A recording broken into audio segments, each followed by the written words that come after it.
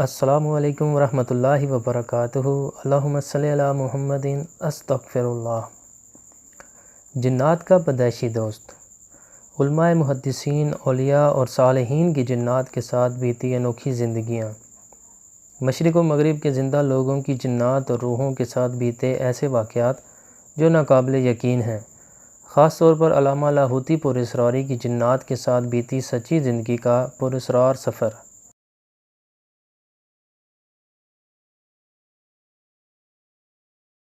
جس میں مذکور آزمودہ وظائف جو گھریلو الجھنوں کا آخری حل ثابت ہوئے اور جنہیں لاکھوں نے آزمایا، آپ بھی سنیے اس آڈیو بک کے ذریعے۔ چند بزرگ ہستیوں کے نام۔ میں اپنی اس ناچیز مسائی کا انتساب اس پاک باز اور برگزیدہ ہستی کی طرف کرنے کی جسارت کرتا ہوں جس کے چشمہ فیضان سے 14 صدیوں سے جنات اور انسان سیراب ہو رہے ہیں، اور وہ ان مبارک لوگوں میں سے ہیں جنہوں نے بنفس نفیس حضور اکرم صلی اللہ علیہ وآلہ وسلم کو اپنی آنکھوں سے حالت ایمان میں دیکھا اور رسالت کی گواہی دی، اور یہی خوش بختی آپ کو تمام اولیاء کی صفت میں ممتاز مقام دلاتی ہے۔ ذالک فضل اللہ یؤتیہ من یشاء۔ میری مراد وہ بزرگ ہستی ہیں جو عالم جنات میں صحابی بابا رضی اللہ تعالیٰ عنہ کے نام سے جانے جاتے ہیں۔ ان تمام جنات کے نام جو تقویٰ، طہارت اور پاکیزگی کو اپنا اوڑھنا بچھوڑنا بنائے ہمہ تن اس حدیث پاک پر عمل کی فکر میں رہتے ہیں کہ حضور اکرم صلی اللہ علیہ وآلہ وسلم نے فرمایا، مسلمان وہ ہے جس کے ہاتھ اور زبان سے دوسرے مسلمان محفوظ رہیں۔ اس لیے وہ جنات انسانوں کو تکلیف پہنچانے سے خود بھی بچتے ہیں اور شریر جنات کو روکتے اور ارتکاب پر سزا دیتے ہیں۔ حال دل۔ الحمدللہ رب العالمین۔ بلا شک و شبہ اللہ عالمین کا رب ہے۔ اس نے بے شمار مخلوق پیدا فرمائی جن کی گنتی وہی جانتا ہے۔ فرشتوں کو نور سے بنایا، جنات کو آگ سے، انسان اور اس دنیا پر بسنے والی تمام مخلوق کو خاک سے۔ فرشتے غیر مرائی ہیں، جن ہماری نظروں سے اوجھل ہیں۔ ہم ان کو تبھی دیکھ سکتے ہیں جب وہ بحکم خدا کوئی شکل اختیار کریں، جنات چاہے نیک ہوں یا شیطان۔ ہماری اس انسانی بستی کی ایسی جیتی جاگتی مخلوق ہیں جو ہمارے ساتھ ہی رہتی اور بستی ہے، اور زندگی کے ہر موڑ پر ان سے ہمارا واسطہ پڑا ہوا ہے، اور ہم سے اتنے قریب ہیں کہ ہماری رگوں میں دوڑنے والے خون کے ساتھ وہ بھی ہمارے اندر آباد ہیں۔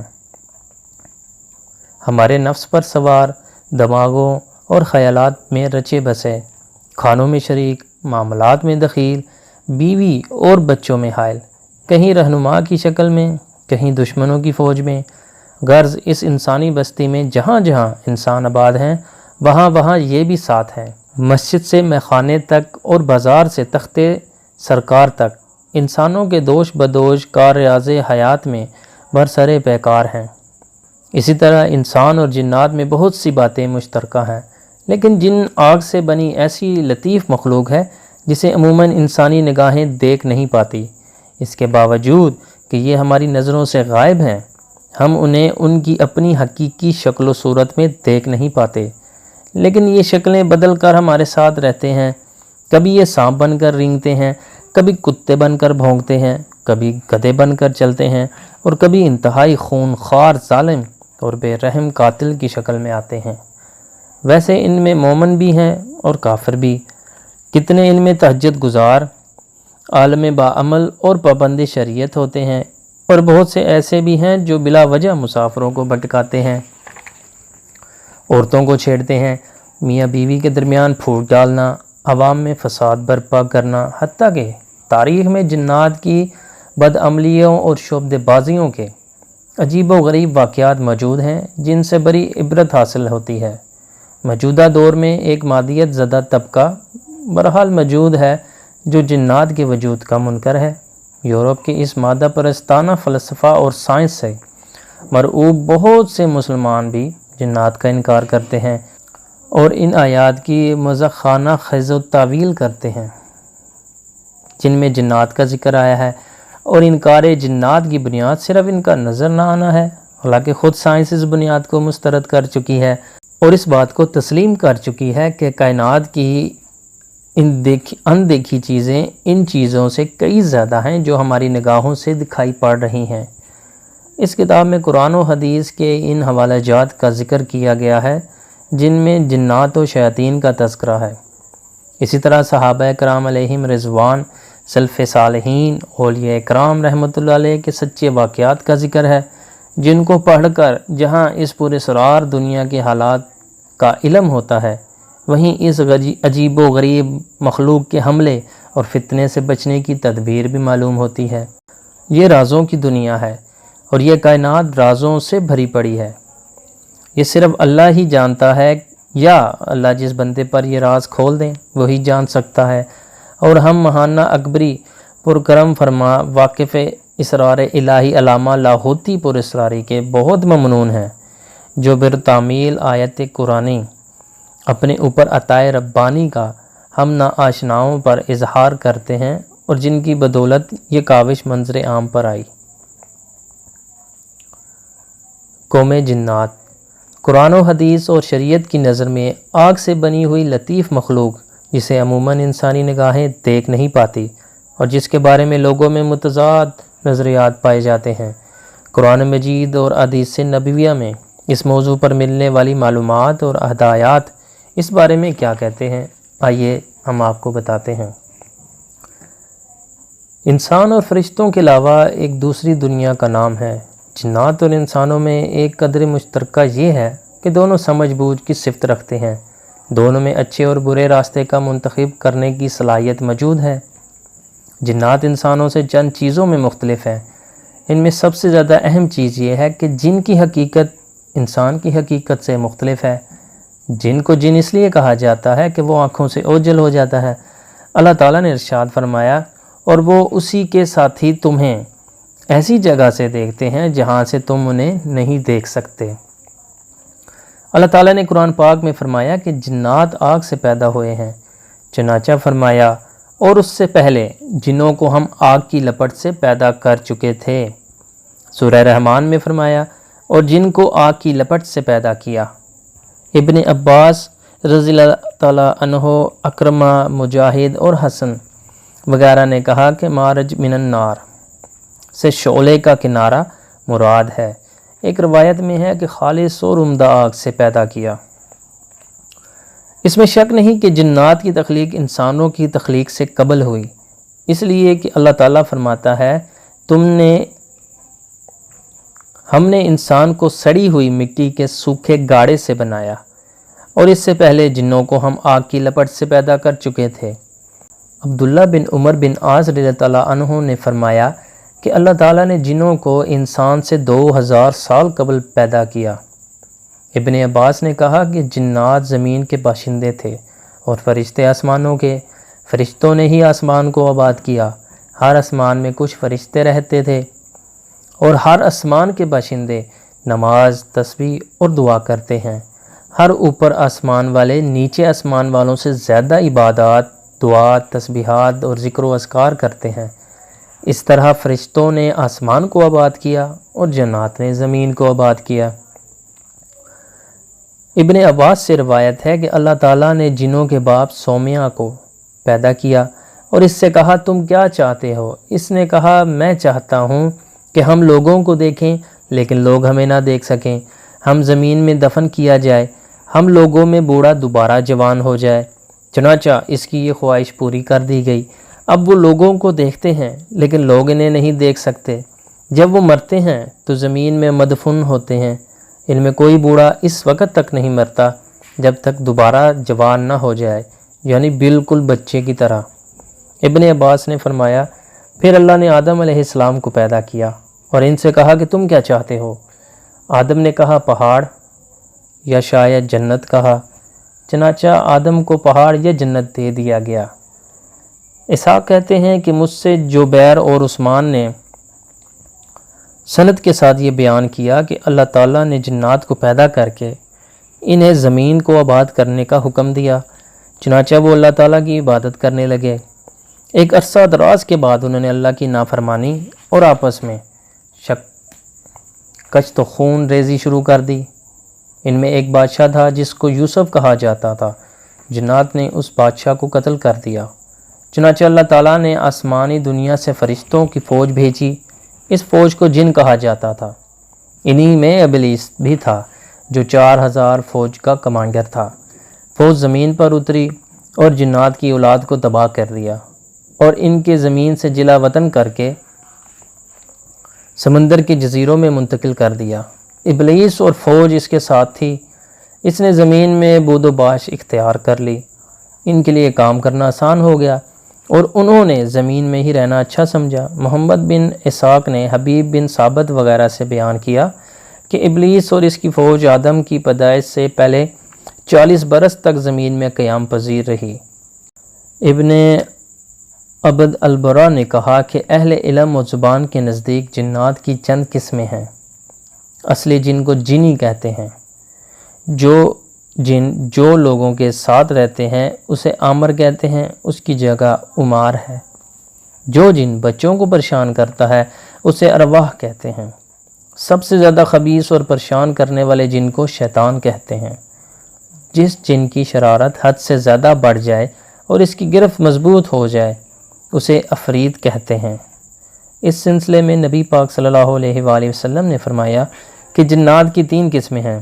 ایک قسم وہ ہے جو ہوا میں اڑتی ہے، ایک قسم وہ ہے جو سانپ اور کتوں کی شکل میں ہوتی ہے، ایک وہ ہے جو سفر و قیام کرتی ہے یعنی بھوت وغیرہ۔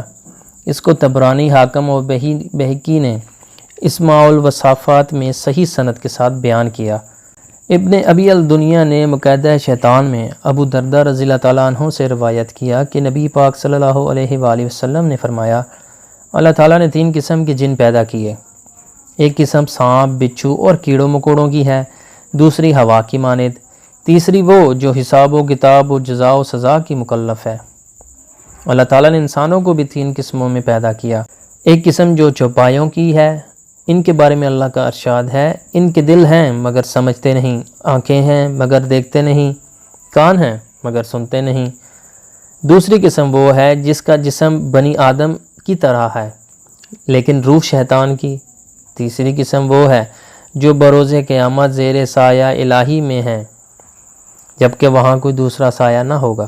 زمخشری کہتے ہیں کہ میں نے دیہاتوں کے ہاں جنوں کے بارے میں ایسی عجیب و غریب چیزیں دیکھی ہیں جن کو بیان نہیں کیا جا سکتا۔ کہتے ہیں کہ جنوں میں ایک جنس ایسی بھی ہے جس کی نصف شکل انسان کی شکل کی سی ہوتی ہے، اس کا نام شک ہے۔ یہ مسافر کو تنہا دیکھ کر پریشان کرتا ہے بلکہ بعض اوقات مار ڈالتا ہے۔ کچھ لوگوں نے جنوں کے وجود کا بالکل انکار کیا ہے۔ بعض مشرکین کا خیال ہے کہ جن سے وہ شیاطین مراد ہیں جو ستاروں کی شکل میں ہوتے ہیں۔ فلسفہ کی ایک جماعت کا خیال ہے کہ جنات سے مراد وہ برے خیالات اور خبیث طاقتیں ہیں جو نفس انسانی میں پائی جاتی ہیں۔ اس طرح فرشتوں سے مراد وہ اچھے رجحانات و خیالات ہیں جو انسان میں موجود ہوتے ہیں۔ متاخرین کا ایک گروہ اس بات کا قائل ہے کہ جنات وہ جراثیم اور مائکروب ہیں جن کو جدید سائنس نے دریافت کیا۔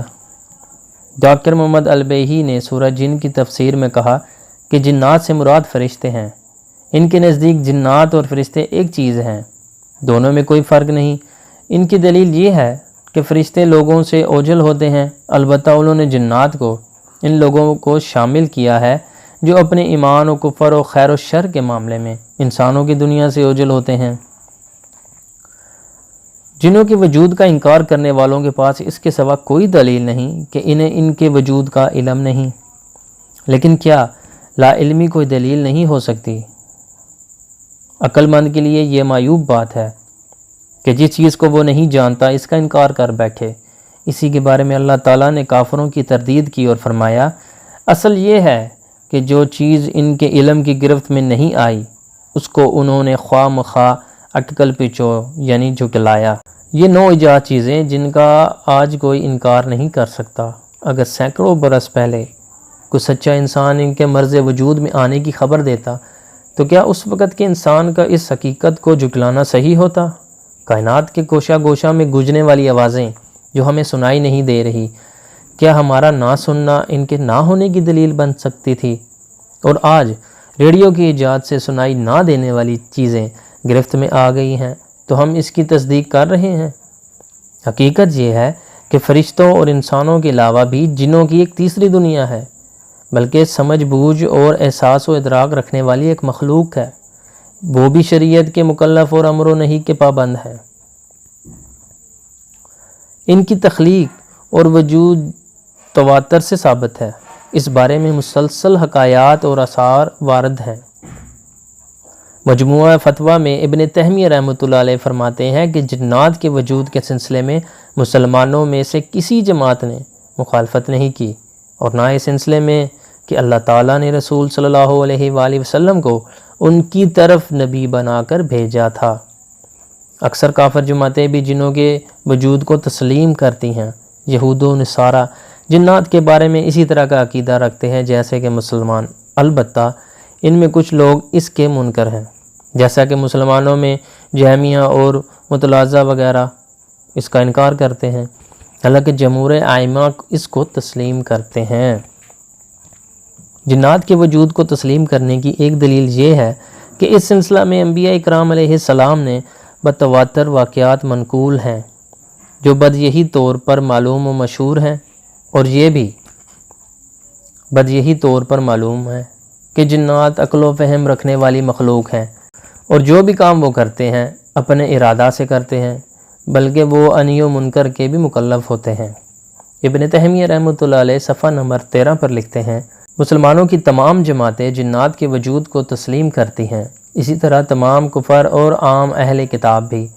اسی طرح مشرکین عرب میں اولاد حام، اہل کنعان اور یونان میں اولاد یفس، غرض جملہ فرقے اور جماعتیں جنات کے وجود کو تسلیم کرتی ہیں۔ مثلا اللہ نے فرمایا، اے نبی کہو میری طرف وحی بھیجی گئی ہے کہ جنات کے ایک گروہ نے غور سے سنا، سورہ جن۔ دوسری جگہ فرمایا، اور یہ کہ انسانوں میں سے کچھ لوگ جنات میں سے کچھ لوگوں کی پناہ مانگتے ہیں۔ اسی طرح انہوں نے جنات کا غرور اور زیادہ بڑھا دیا۔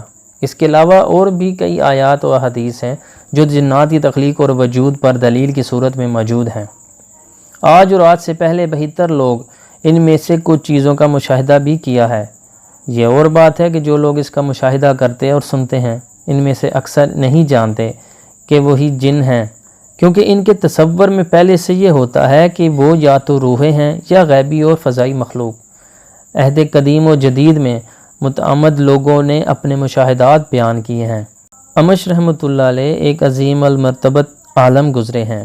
وہ کہتے ہیں، ہمارے پاس شام کے وقت ایک جن نکل آیا۔ میں نے کہا، تمہاری پسندیدہ غذا کیا ہے؟ اس نے کہا، چاول۔ ہم نے اس کو چاول پیش کیا۔ میں دیکھ رہا تھا کہ لقمے اوپر اٹھتے ہیں مگر کوئی وجود نظر نہیں آتا۔ میں نے کہا، یہ خواہشات جو ہم میں پائی جاتی ہیں کیا تم میں بھی پائی جاتی ہیں؟ اس نے کہا، ہاں۔ میں نے کہا، تم لوگوں میں رو افز کون ہے؟ اس نے کہا، ہم میں جو سب سے برا ہے۔ اس قصے کو ابن کثیر نے بیان کیا۔ حافظ ابن عساکر نے عباس بن احمد دمشقی کے سوغات حیات میں بیان کیا کہ عباس بن احمد نے کہا کہ ایک رات جب میں اپنے گھر میں تھا، ایک جن کو یہ شعر گنگناتے سنا، یہ دل جس کو محبت نے زخمی کر دیا ہے اور اس کی کرچیاں مغرب و مشرق میں بکھر گئی ہیں، یہ دل اللہ کی محبت میں دیوانہ اور اسی کا اسیر ہے، نہ کہ مخلوق کا، اللہ ہی رب ہے۔ علامہ ابن کثیر۔ رسول اللہ صلی اللہ علیہ وآلہ وسلم نے فرمایا کہ فرشتے نور سے پیدا ہوئے ہیں اور جنات آگ سے۔ گویا آپ صلی اللہ علیہ وآلہ وسلم نے دو حقیقتوں کے درمیان فرق ملحوظ رکھا۔ اس سے ان لوگوں کی تردید ہوتی ہے جو جنات و فرشتوں میں فرق نہیں مانتے۔ اگرچہ جنات ہمیں نظر نہیں آتے مگر بعض جاندار مثلا گدھے اور کتے ان کو دیکھتے ہیں۔ مسند احمد اور ابو داؤد میں جابر رضی اللہ عنہ سے صحیح سند کے ساتھ مروی ہے، اگر تمہیں رات میں کتے یا گدھے کی آواز سنائی دے تو اللہ کے ذریعے شیطان سے پناہ مانگو، اس لیے کہ گدھے اور کتے ایسی چیزیں دیکھتے ہیں جو تم نہیں دیکھتے ہو۔ اس میں کوئی تعجب نہیں، کیونکہ سائنسدانوں نے یہ تحقیق کی ہے کہ بعض جانداروں میں ایسی چیزوں کو دیکھنے کی صلاحیت ہے جن کو ہم نہیں دیکھ سکتے۔ چنانچہ شہد کی مکھی بنفشی اونٹ کے اوپر بھی شعاؤں کو دیکھ سکتی ہے، اس لیے وہ سورج کو بدلی کی حالت میں بھی دیکھ لیتی ہے، اور الو رات کی گھٹاب توپ تاریکی میں چوہے کو دیکھ لیتا ہے۔ شیطان، جس کے متعلق اللہ نے قرآن میں کئی جگہ آیت نازل کی ہیں، اس کا تعلق جنات کی دنیا سے ہے۔ اس نے آسمان میں فرشتوں کے ساتھ سکونت اختیار کی، جنت میں داخل ہوا۔ پھر جب اللہ نے اس کو آدم علیہ السلام کے لیے سجدے کا حکم دیا تو تکبر، گھمنڈ اور حسد کی وجہ سے تعمیل حکم نہ کیا، چنانچہ اللہ نے اس کو اپنی رحمت سے دور کر دیا۔ عربی زبان میں شیطان ہر اس سرکش اور متکبر کو کہا جاتا ہے۔ شیطان کو شیطان اس لیے کہتے ہیں کہ اس نے اپنے رب سے سرکشی کی۔ شیطان کے متعلق قرآن و حدیث میں ارشاد مضامین کا مطالعہ کرنے سے پتہ چلتا ہے کہ شیطان ایک ایسی مخلوق ہے جو سمجھ بوجھ، عقل و ادراک، حرکت و ارادہ کی صلاحیت رکھتی ہے۔ وہ جیسا کہ بعض نادان کہتے ہیں کہ شر پسند روحیں نہیں جو انسانوں کے اندر حیوانی جبلت کی شکل میں موجود ہیں اور اپنی گرفت مضبوط ہونے پر انسان کو پاکیزہ اقداروں اور روایات سے موڑ دیتی ہے۔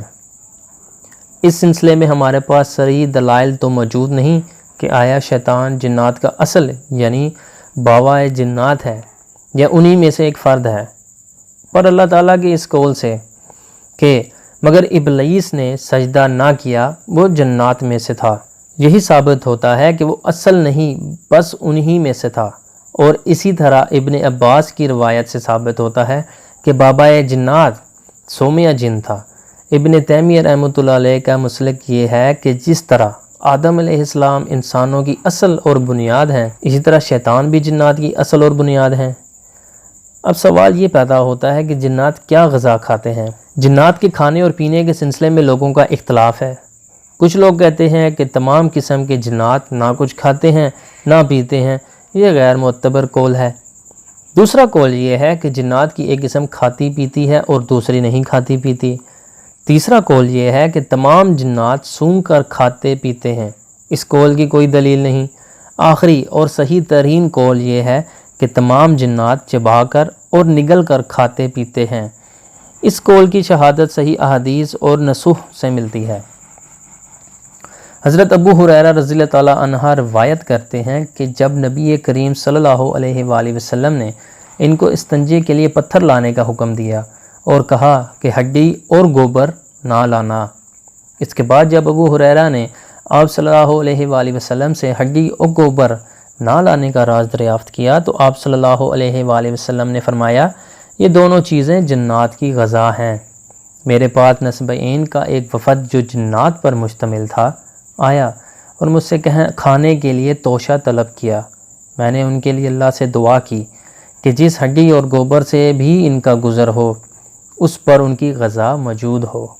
ترمذی میں صحیح سند سے مروی ہے کہ گوبر اور ہڈی سے استنجا نہ کرو اس لیے کہ تمہارے جنات بھائیوں کی غذا ہے۔ مندرجہ بالا احادیث سے معلوم ہوا کہ جنات کی غذا ہوتی ہے اور وہ کھاتے پیتے بھی ہیں۔ صحیح مسلم میں عبداللہ ابن مسعود سے روایت ہے کہ مجھے ایک جن نے دعوت دی، میں اس کے ساتھ گیا، ان کے سامنے قرآن کی تلاوت کی۔ وہ جن ہم کو ایک جگہ لے گیا اور جنات کے مکانات اور آگ کے نشانات دکھائے۔ ان لوگوں نے آپ صلی اللہ علیہ وآلہ وسلم سے کھانا مانگا تو آپ صلی اللہ علیہ وآلہ وسلم نے فرمایا تمہارے لیے ہر وہ ہڈی جس پر اللہ کا نام لیا گیا ہوگا گوشت بن جائے گی، اور جانوروں کی مینگنیاں تمہارے مویشیوں کے لیے چارہ ہیں۔ چنانچہ آپ صلی اللہ علیہ وآلہ وسلم نے فرمایا لہٰذا تم لوگ ان چیزوں سے استنجا نہ کرو اس لیے کہ یہ تمہارے بھائیوں کی غذا ہے۔ جنات میں شادی بیاہ کا رواج بھی ہے، چنانچہ اللہ تعالیٰ نے قرآن اہل جنت کی بیویوں کی صفت بیان کرتے ہوئے فرمایا وہ حوریں ایسی ہوں گی جنہیں ان جنتیوں سے پہلے کبھی کسی انسان یا جن نے نہیں چھوا ہوگا، سورہ الرحمن۔ اسی طرح ایک اور آیت میں ہے کہ اب کیا تم مجھے چھوڑ کر اس شیطان کو اور اس کی ذریت کو اپنا سرپرست بناتے ہو حالانکہ وہ تمہارے دشمن ہیں۔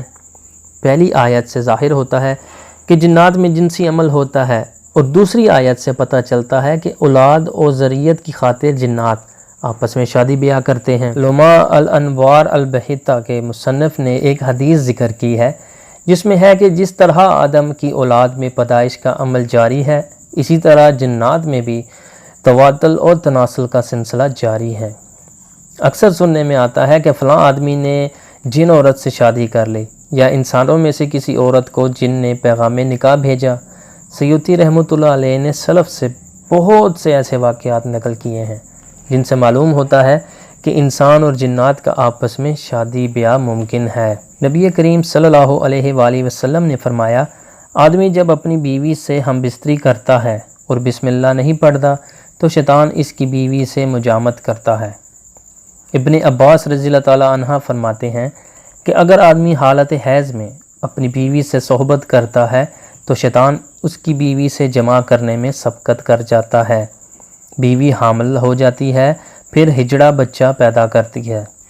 مالک بن انس رضی اللہ تعالیٰ عنہ سے پوچھا گیا کہ ایک جن ہمارے ہاں کی ایک لڑکی کو شادی کا پیغام دے رہا ہے، اس کی خواہش ہے کہ وہ حلال طریقے سے کرے۔ مالک بن انس نے فرمایا، شریعت کے نقطہ نظر سے میں اس میں کوئی حرج نہیں سمجھتا، مگر مجھے پسند نہیں کہ اگر کوئی عورت حاملہ ہو اور اس سے پوچھا جائے کہ تمہارا شوہر کون ہے اور وہ یہ جواب دے کہ ایک جن، اور پھر اسلام میں فساد برپا ہو۔ علامہ ابن تیمیہ رحمۃ اللہ علیہ اپنی کتاب میں لکھتے ہیں کہ کبھی کبھی انسان اور جنات آپس میں نکاح کرتے ہیں اور ان کے اولاد بھی ہوتی ہے۔ یہ چیز بہت عام اور مشہور ہے۔ معلوم ہوا کہ انسان اور جنات کا آپس میں شادی کرنا ممکن ہے، جبھی نبی کریم صلی اللہ علیہ وآلہ وسلم نے جنات سے شادی کرنے سے منع فرمایا۔ اور اسی طرح فقہاء کا کہنا ہے کہ جنات اور انسانوں کا آپس میں نکاح جائز نہیں۔ اس طرح تابعین کا اس کو مکروہ سمجھنا سب اس بات کی دلیل ہے کہ اگر یہ ممکن نہ ہوتا تو شریعت میں اس کے جواز اور عدم و جواز کا فتویٰ نہیں لگایا جاتا۔ ناظرین، مزید ویڈیوز کے لیے ہمارے چینل کو سبسکرائب کریں۔ آج کی پہلی قسط یہاں ختم ہوتی ہے۔